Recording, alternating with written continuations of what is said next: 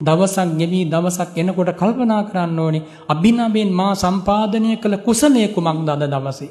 මම මොන වගේ ප්‍රතිපදාවකද මගේ සිත කය වචනේ හැසිරෙව්වේ.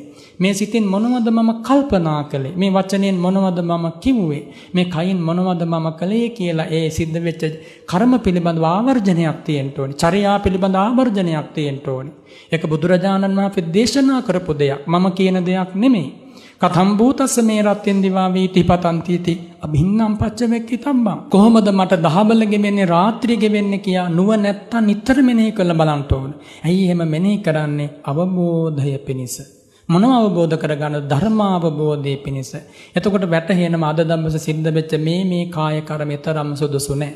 මේ වචී කර්මය තරම් සුදුසු නැහැ. ආන්න ටික ටික හික්මෙනවා.